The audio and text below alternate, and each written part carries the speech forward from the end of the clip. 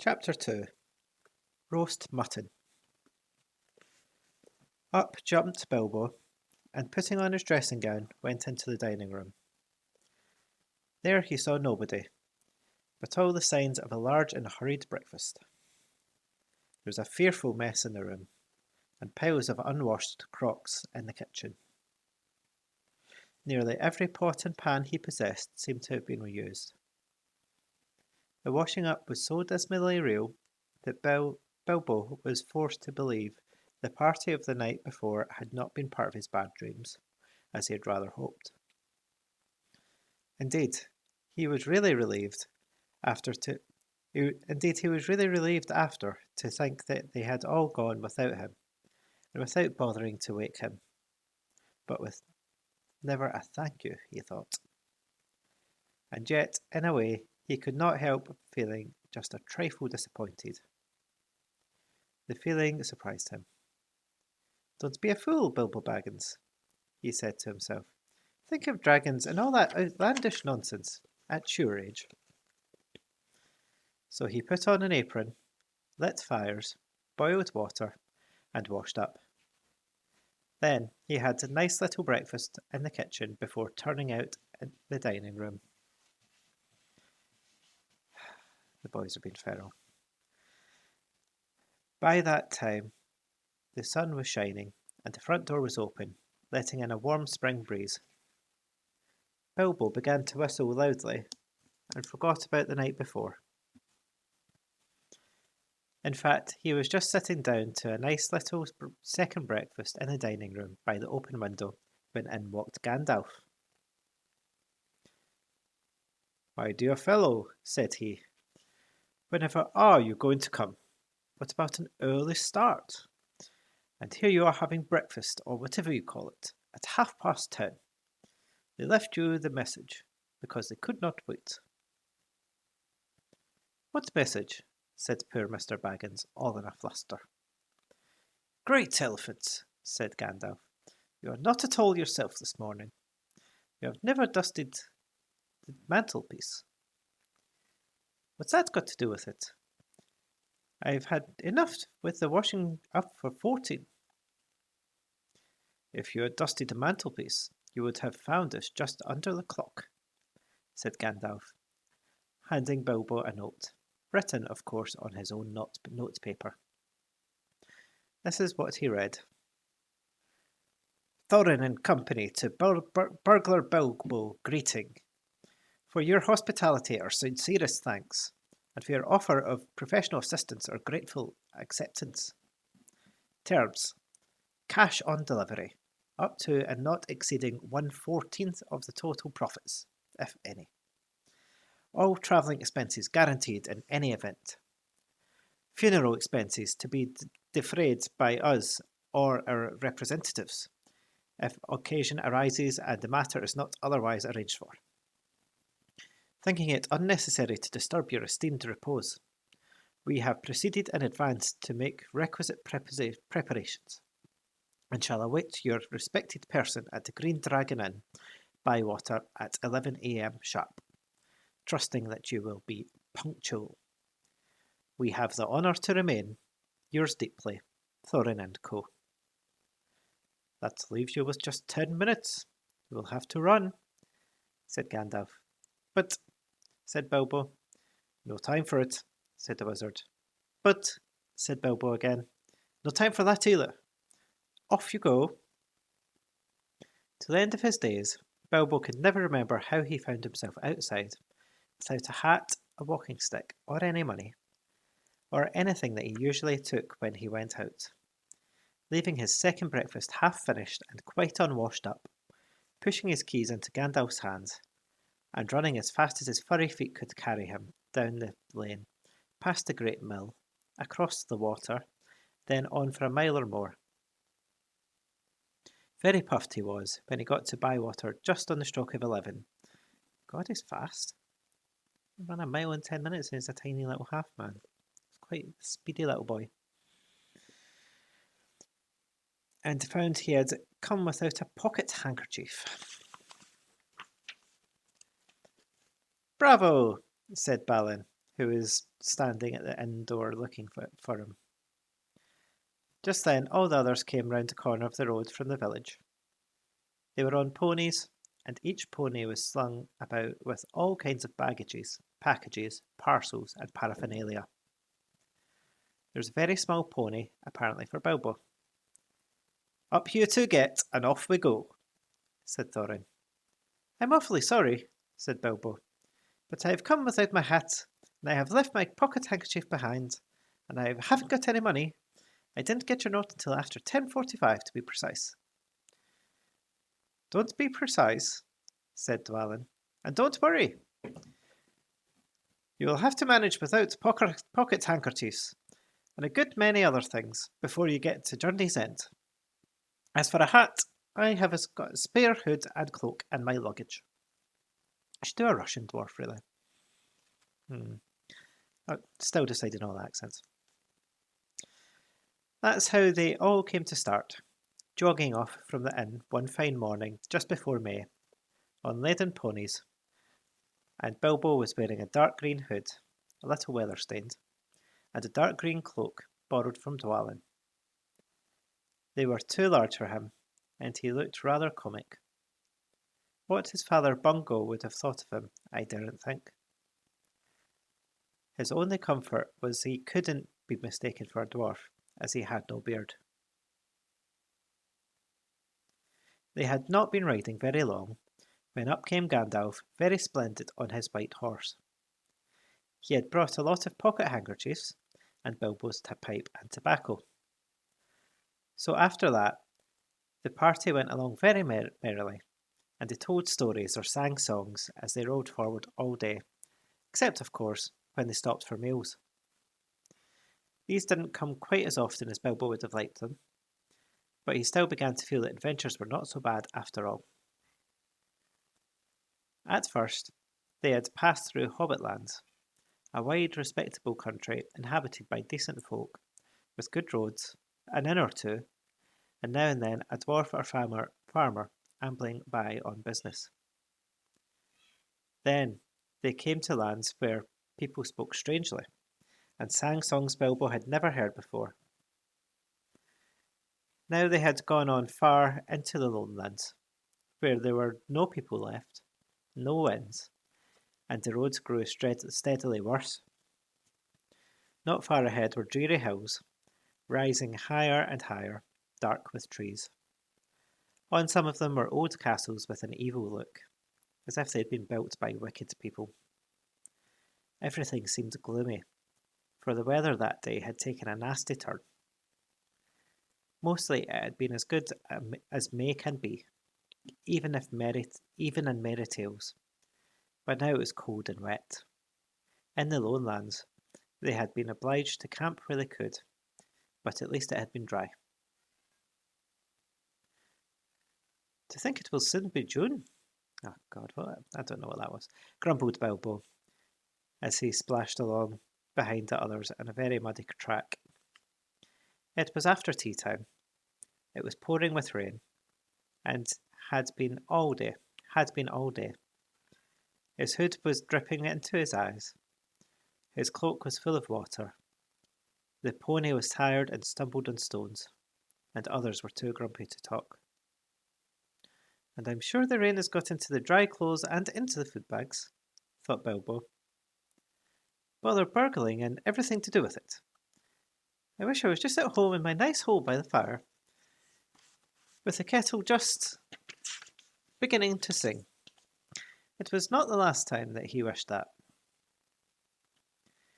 Still the dwarves jogged on, never turning round or taking any notice of the hobbit. Somewhere behind the grey clouds the sun must have gone down, for it began to get dark as they went down into a deep valley with a river at the bottom. Wind got up, and willows along its banks bent and sighed. Fortunately, the road went over an ancient stone bridge, for the river, swollen with the rains, came rushing down from the hills and mountains in the north. It was nearly night when they had crossed over. The wind broke up the grey clouds, and a wandering moon appeared above the hills between the flying rags. Then they stopped, and Thorin muttered something about supper. "And where shall we get a dry patch to sleep on?" Not until then did they notice that Gandalf was missing. So far he had come all the way with them, never saying if he was an adventure or merely keeping them company for a while. He had eaten most, talked most, and laughed most. But now he simply was not there at all. "Just when a wizard would have been most useful to," groaned Dori and Nori, who shared the hobbits' views about regular meals, plenty and often. They decided in the end that they would have to camp where they were. They moved to a clump of trees, and though it was drier under them, the wind shook the rain off the leaves, and the drip, drip was most annoying. Also, the mischief seemed to have got into the fire. Dwarves can make a fire almost anywhere out of almost anything, wind or no wind, but they could not do it that night, or even Owen or Glowin, who were specially good at it. Then one of the ponies took fright at nothing and bolted. He got into the river before they could catch him, and before they could get him out again, Philly and Killy were nearly drowned, and all the baggage that was carried was washed away off him. Of course, it was mostly food, and there was mighty little left for supper and less for breakfast. There they all sat, glum and wet and muttering, while Owen and Glowin went on trying to light the fire and quarrelling about it. Bilbo was sadly reflecting that adventures are not all pony rides in May sunshine, when Balin, who was always their lookout man, said, "There's a fire over there! There's a light over there!" I don't know why he's English, but he is. There was a hill some way off with trees on it, pretty thick in parts. Out of the dark mass of trees they could now see a light shining, a reddish, comfortable-looking light, as it might be a fire or torches twinkling. When they had looked at it for some while, they fell to arguing. Some said no, and some said yes. Some said they could but go and see, and anything was better than little supper, less breakfast, and wet clothes all the night. Others said, "These parts are none too well known, and are too near the mountains. Travellers seldom come this way now. The old maps are no use. Things have changed for the worse, and the roads unguarded. They have seldom even heard of the king around here, and the less inquisitive you are as you go along, the less trouble you are likely to find." Some said, "After all, there are 14 of us." Others said, "Where has Gandalf got to?" This remark was repeated by everybody. Then the rain began to pour down worse than ever, and Owen and Glowin began to fight. That settled it. "After all, we've got a burglar with us," they said, and so they made off, leading their ponies, with all due and proper caution, in the direction of the light. They came to the hill and soon were in the wood. Up the hill they went, but there was no proper path to be seen, such as might lead to a house or farm. And do what they could, they made a deal of rustling and crackling and creaking, and a good deal of grumbling and ratting, as they went through the trees in the pitch dark. Suddenly, the red light shone out very bright through the tree trunks not far ahead. "Now it's a burglar's turn." "No, now it's a burglar's turn," they said, meaning Bilbo. "You must go and find out what that light, and what it is for. It's perfectly safe and canny," said Thorin to the hobbit. "Now scuttle off, and come back quick, if all is well. If not, come back if you can. If you can't, hoot twice like a barn owl, and once like a screech owl, and we'll do what we can." Off Bilbo had to go, before he could explain that he could not hoot even once like any of that kind of owl, more than fly like a bat. But at any rate, hobbits can move quietly in the woods, absolutely quietly. They take a pride in it, and Bilbo had sniffed more than once at what he called all this dwarfish racket as they went along, though I don't suppose you or I would have noticed anything at all on a windy night, not if the whole cavalcade had passed 2 feet off. As for Bilbo walking primly towards the red light, I don't suppose even a weasel would have stirred a whisker at it. So naturally, he got right up to the fire, for fire it was, without disturbing anyone. This is what he saw. 3 very large persons sitting round a very large fire of beech logs. They were toasting mutton on long spits of wood and licking the gravy off their fingers. There was a fine, toothsome smell.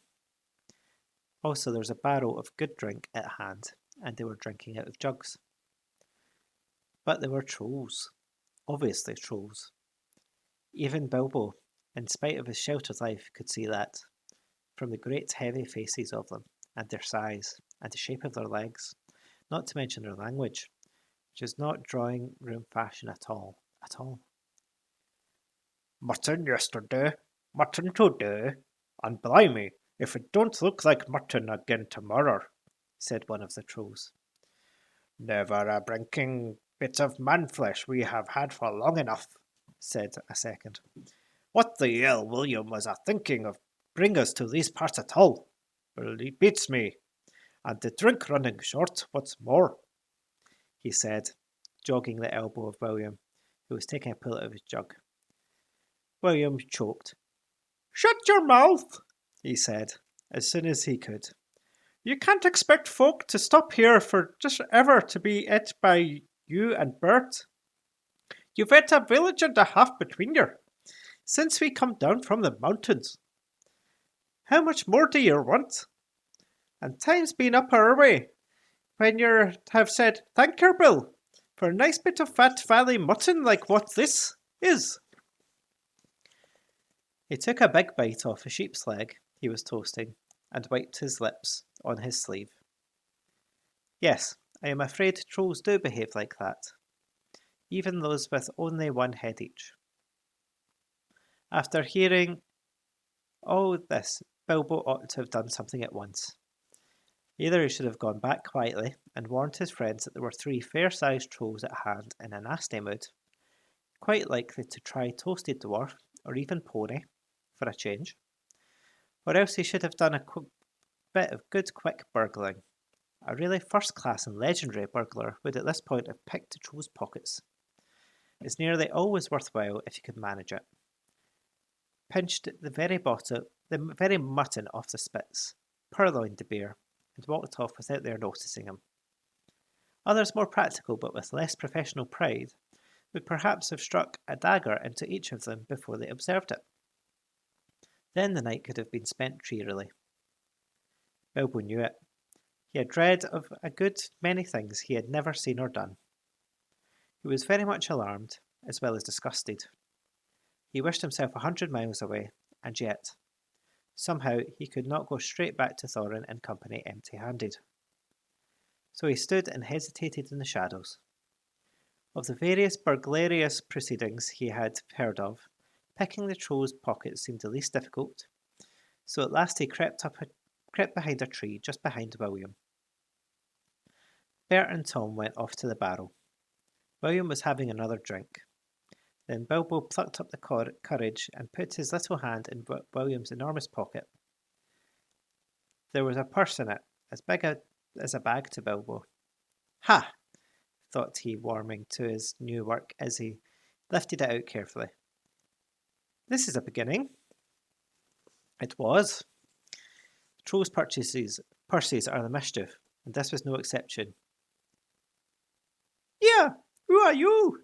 It squeaked as it left the pocket, and William turned round at once and grabbed Bilbo by the neck before he could duck behind the tree. Blimey, Bert, look what I've caught, said William. What is it? Said the others, coming up. Lummy, if I knows. What are yer? Bilbo Baggins, a hobbit, said poor Bilbo, shaking all over, and wondering how to make owl noises before they throttled him. A burra hobbit, said they, a bit startled. Trolls are slow in uptake, and mighty suspicious about anything new to them. "What's a burrow hobbit got to do with my pocket, anyways?" said William. "And can you cook 'em?" said Tom. "You can try," said Bert, picking up a skewer. "He wouldn't make above a mouthful," said William, who had already had a fine supper. "Not when he was skinned and boned." "Perhaps there are more like him around about, and we might make a pie," said Bert. "Here, you! Are there any more of your sort sneaking around these woods, you nasty little rabbit?" said he, looking at the hobbit's furry feet, and he picked him up by the toes and shook him. "Yes, lots," said Bilbo, before he remembered not to give his friends away.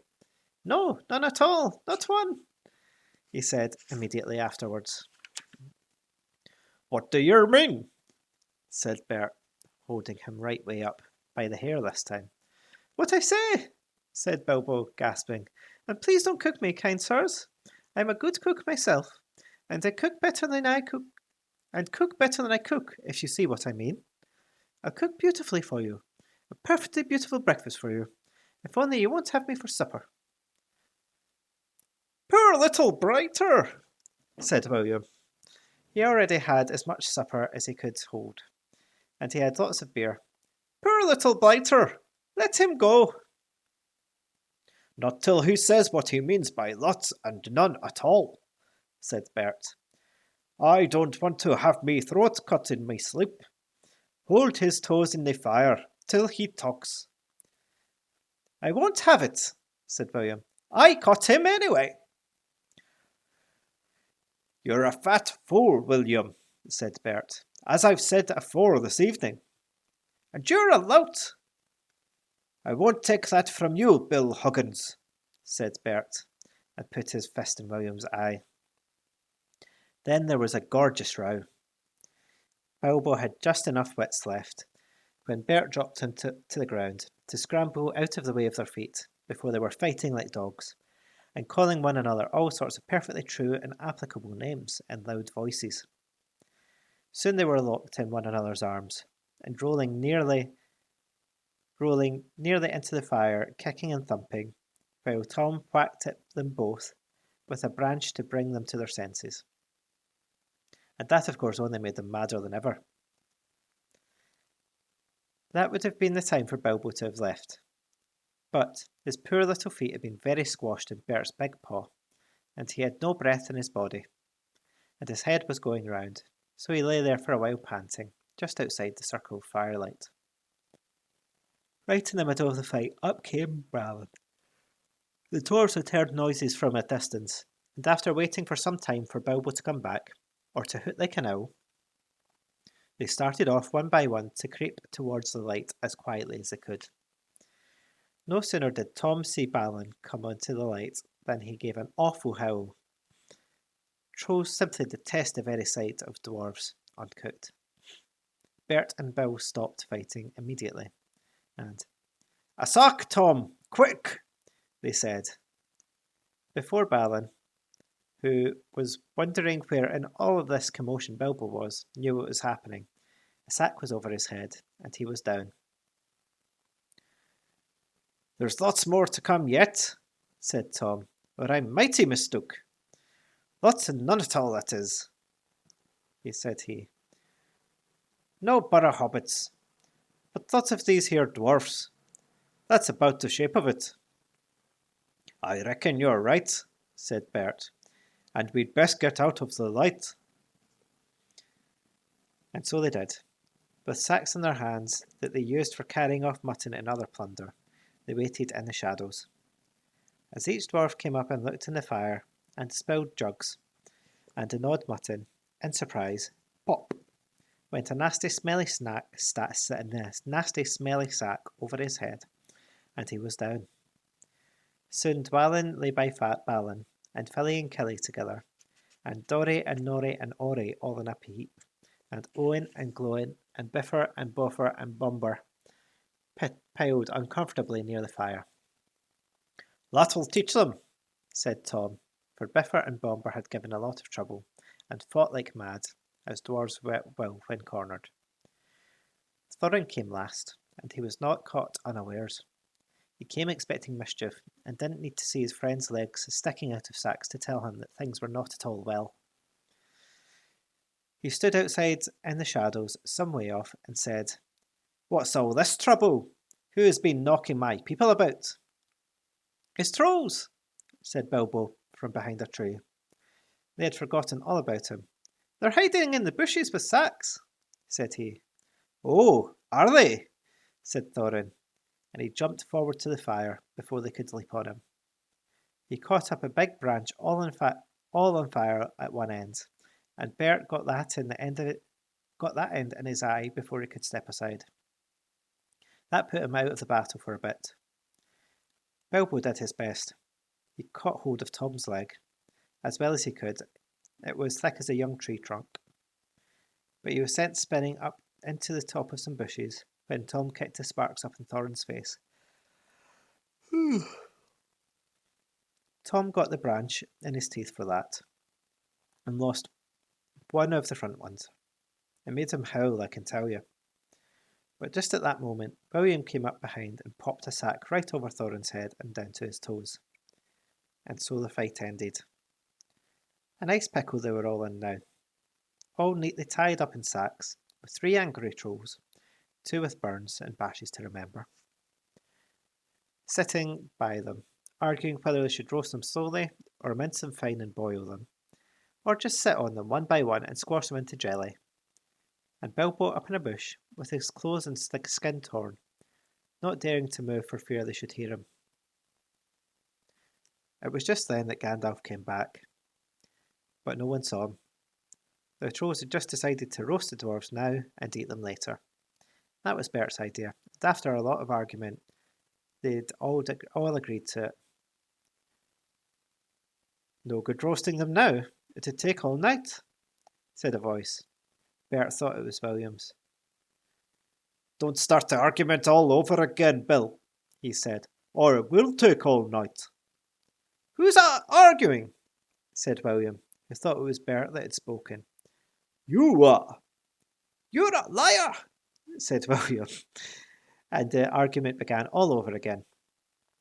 In the end, they decided to mince them fine and boil them. So they got a great black pot, and they took out their knives. "No good boiling them. We ain't got no water, and it's a long way to the well and all," said a voice. Bert and William thought it was Tom's. "Shut up," they said, "or we'll never have done. And you can fetch the water yourself if you say any more."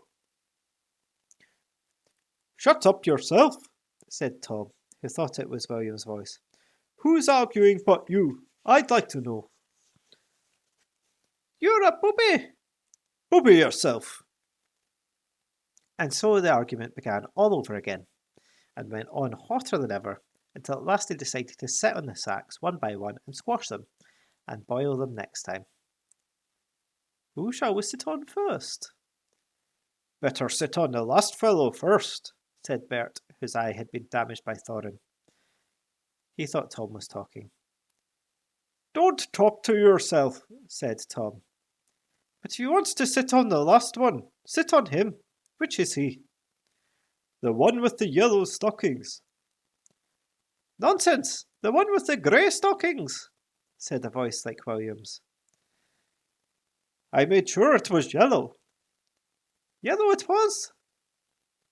"And what did you say grey for?" said Bert. "I never did. Tom said that." "That I never did," said Tom. "It was you." 2-1, so shut your mouth," said Bert. "Who are you a-talking to?" said William. "Now, stop it," said Tom and Bert together. "The night's getting on, and dawn comes early. Let's get on with it." "Dawn'll take you all, and be a stone to you," said a voice that sounded like William's. But it wasn't, for just at that moment the light came over the hill, and there was a mighty twitter in the branches. William never spoke, for he stood turned to stone as he stopped. and Bert and Tom were struck like rocks as they looked at him. And there they stand to this day, all alone, unless the birds perch on them, for trolls, as you probably know, must be underground before dawn, or they go back to the stuff of the mountains they are made of, and never move again. This is what happened to Bert and Tom and William.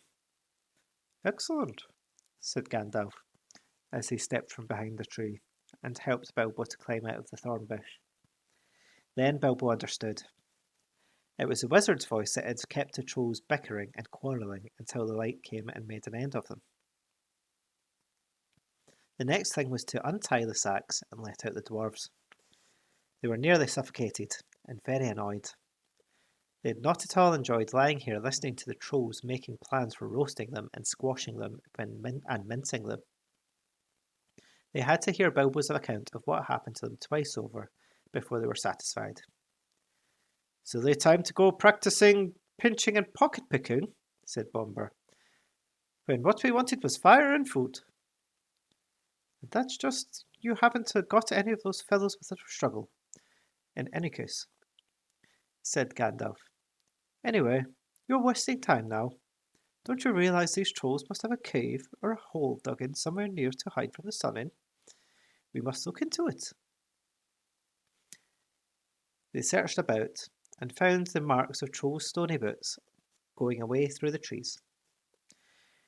They followed the tracks up the hill until, hidden by bushes, they came upon a big door of stone leading to a cave. But they could not open it. Not though they all pushed while Gandalf tried various incantations. "Would this be any good?" asked Bilbo, when they were getting tired and angry. "I found it on the ground where the trolls had their fight." They held out a largest key, though no doubt William had thought it was very small and secret. It must have fallen out of his pocket, very luckily, before he turned to stone. "Why on earth didn't you mention it before?" they cried. Gandalf grabbed it and fitted it into the keyhole. Then the stone door swung back, and with one big push, and they all went inside.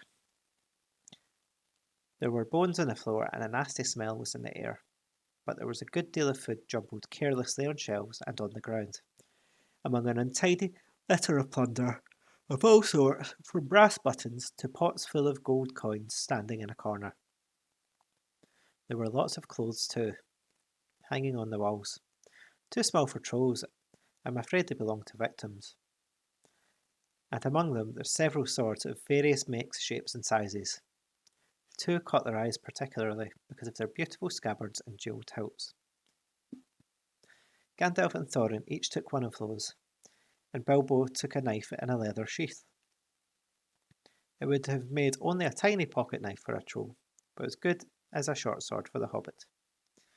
"These look like good blades," said the wizard, half drawing them and looking at them curiously. "They were never made by any troll, nor any smith among men in these parts and days, but we can read the runes on them. We shall know more about them." "Let's get out of this horrible smell," said Philly. So they carried out the pots of coins and such food as was untouched and looked fit to eat. Also one barrel of ale which was still full. By the time they felt like breakfast and being very hungry, they did not turn up their noses up at what they had gotten from the troll's larder. Their own provisions were very scanty. Now they had bread and cheese and plenty of ale and bacon to toast in the embers of the fire. After that they slept, for their night had been disturbed, and they did nothing more till the afternoon. Then they brought up their ponies and carried away the pots of gold and buried them very secretly, not far from the track by the river, putting a great many spells over them, just in case they ever had the chance to come back and recover them.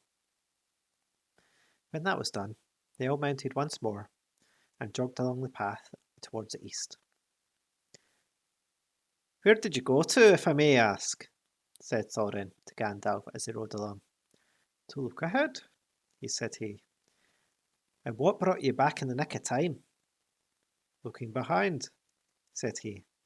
"Exactly," said Thorin. But could you be more plain? I went on to spy the road ahead. It will soon become dangerous and difficult. Also, I was anxious about replenishing our small stock of provisions. I had not gone very far, however, I had not gone very far, however, when I met a couple of friends of mine from Rivendell. Where's that? Where's that? Woo! Asked Bilbo.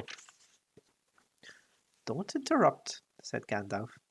We will get there in a few days now, if we're lucky, and find out all about it. As I was saying, I met two of Elrond's people. They were hurrying along for fear of the trolls. It was they who told me that 3 of them had come down from the mountains and settled in the woods not far from the road. They had frightened everyone away from the district, and they waylaid strangers. I immediately had a feeling that I wanted back. Looking behind, I saw a fire in the distance and made for it. So now you know. Please be more careful next time, or we shall never get anywhere. Thank you, said Thorin.